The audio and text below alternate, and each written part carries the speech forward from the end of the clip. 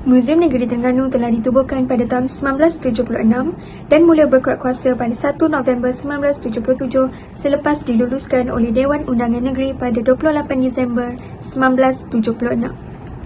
Muzium ini terletak di Kampung Bukit Losong, Paloh, Kuala Terengganu dan mempunyai keluasan seluas 27 hektar.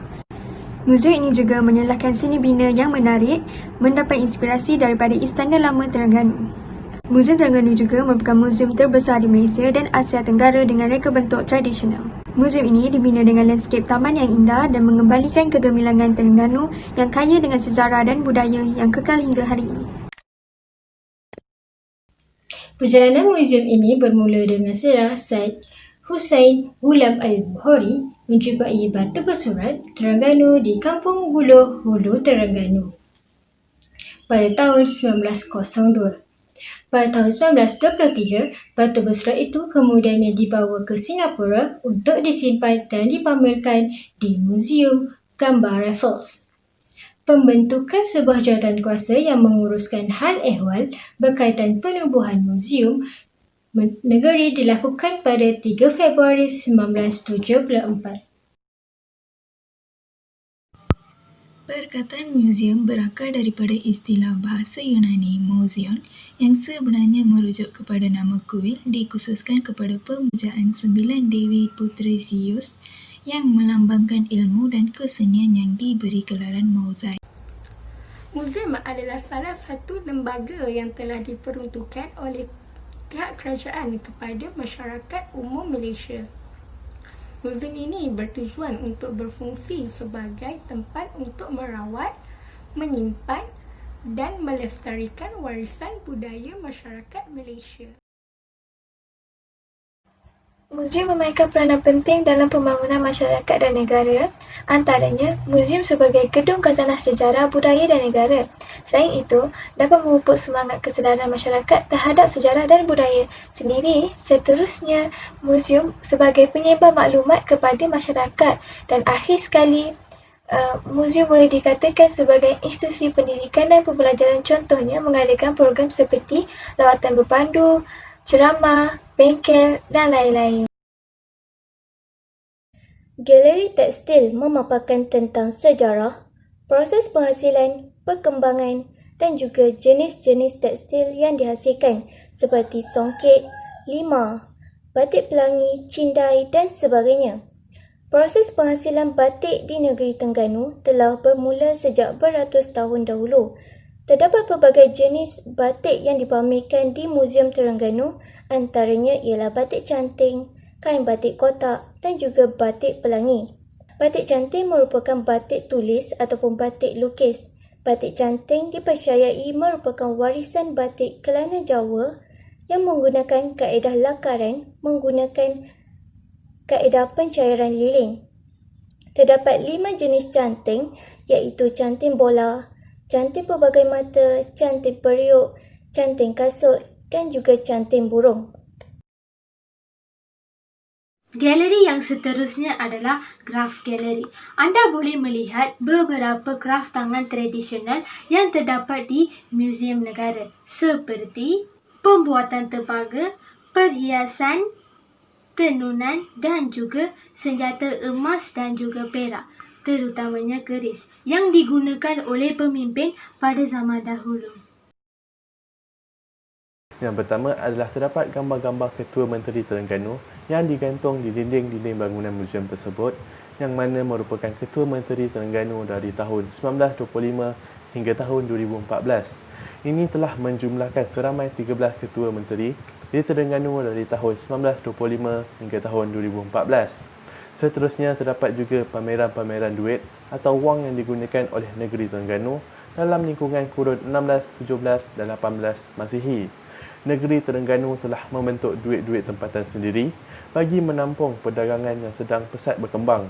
Duit-duit dagangan ini direka bentuk dengan menggunakan kepingan logam emas dan timah. Kesemua duit-duit ini diterima dan sah dipergunakan di dalam negeri dan juga di negeri lain di seluruh semenanjung Tanah Melayu kecuali negeri Melaka. Saya akan bersambung mengenai galeri, sejarah galeri. Anda pasti pernah mendengar mengenai batu bersurat Terengganu. Batu bersurat ini terkenal dan disimpan dengan rapi di Muzium Terengganu. Pada awalnya, ia pernah dipinjamkan kepada Muzium Raffles, iaitu muzium di Singapura pada tahun 1923 hingga 1960. Apabila Muzium Negara telah siap dibina pada 1960, kemudiannya ia dipinjamkan di Muzium Negara untuk sementara waktu. Pada tahun 1972, pihak Kerajaan Terengganu telah memulakan usaha untuk mengambil semula batu bersurat daripada jagaan Muzium Negara. Batu bersurat dipersetujui untuk dipulangkan kepada negeri Terengganu pada 6 Julai 1992. Terengganu kaya dengan hasil minyak mentah seperti petroleum. Oleh itu, tertubuhnya Petronas sebagai kilang loji penapis minyak mentah di Terengganu. Petronas dibuka pada 3 Oktober 1983 di Paka Dungun. Kos pembinaan bagi Petronas adalah 260 juta ringgit Malaysia. Tujuan dibina adalah kerana Terengganu telah menemukan hasil kekayaan minyak mentah seperti petroleum pada tahun 1977 di pantai Terengganu. Keluasan Petronas adalah sebanyak 66 hektar di tepi pantai dan 160 km ke selatan dari ibu bandar Kuala Terengganu. Seterusnya adalah mengenai isu royalti minyak Petronas dengan negeri Terengganu.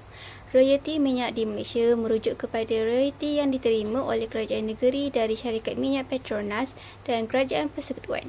Kerajaan negeri Terengganu di bawah kerajaan PAS telah menyaman Petroleum Nasional Berhad Petronas dan negeri persekutuan Malaysia kerana didakwa gagal membayar royalti minyak di Mahkamah Tinggi Kuala Lumpur pada 8 Mac 2001.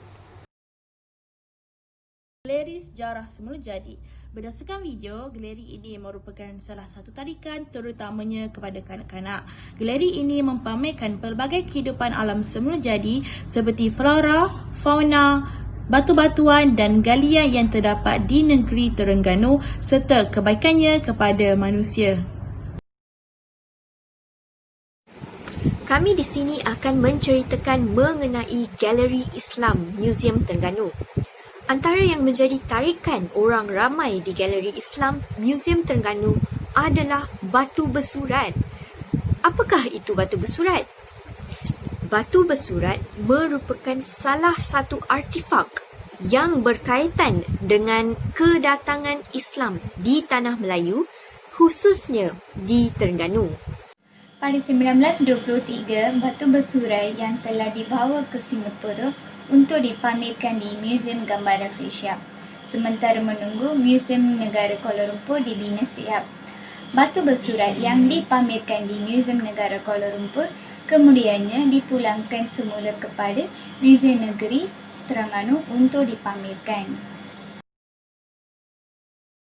Saya akan menerangkan tentang kesan COVID-19 terhadap muzium, iaitu SOP yang telah ditetapkan oleh pihak kerajaan perlulah dipatuhi bagi setiap pengunjung yang mengunjungi muzium. Antaranya adalah hanya pelawat yang berumur 13 hingga 60 tahun sahaja yang akan dibenarkan untuk mengunjungi muzium. Seterusnya, jumlah pelawat akan dihadkan antara 15 ke 20 orang dalam satu masa bergantung kepada keluasan muzium tersebut.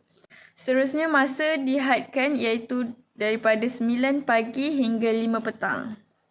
Kesan COVID-19 dan seterusnya ialah muzium akan mengalami kerugian.